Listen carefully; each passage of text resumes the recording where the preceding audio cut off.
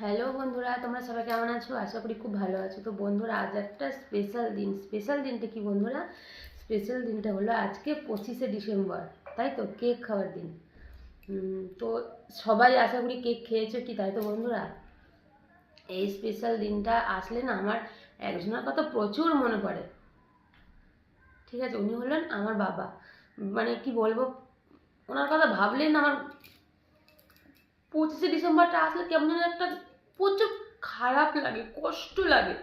কষ্টটা কি, বাবা যখন বেঁচে ছিল আর কি, তখন কি বলবো, বাবা যখন বেঁচে ছিল তখন 24শে ডিসেম্বরের দিন রাত্রের বেলায় কেক কিনে নিয়ে আসতো, বাবুজি কেক।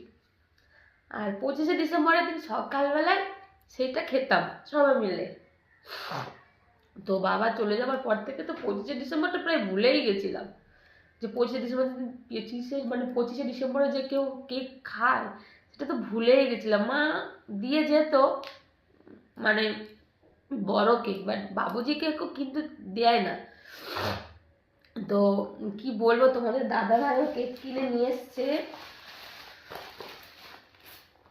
তোমাদের দাদা ভাইও কেকটা কিনে নিয়ে এসছে। এটা কালকে আমার সামনেই কিনেছে, এটা আমার সামনে কিনেছে। তবে আমি আমি চুপচাপই ছিলাম, কারণ এইসব কেক তো খাই, ঠিক আছে। এই 25শে ডিসেম্বর আগে কিন্তু তোমার দাদাভাই কেক কিনে খাইয়েছে।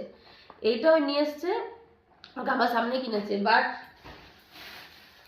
এই যে কেকগুলো দেখছো না, এই কেকটা আমাকে সকালবেলা কিনে নিয়েছে, আমাকে দিয়েছে।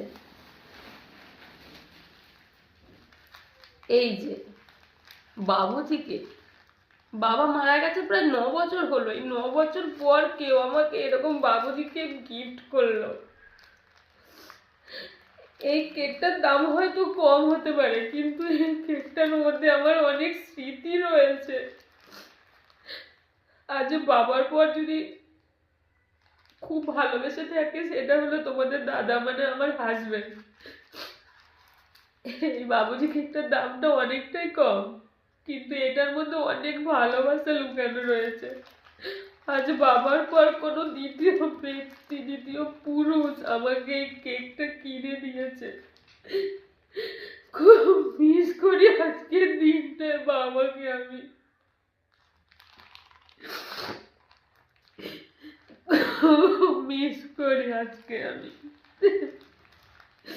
অনেক বছর পর, প্রায় 9 বছর পর আমি এই কেকটা কিন্তু নিজেও কিনে খেতেই পারি, কিন্তু নিজে কিনে খাই না। এবার বাবা দেওয়ার পর কোনো দ্বিতীয় পুরুষ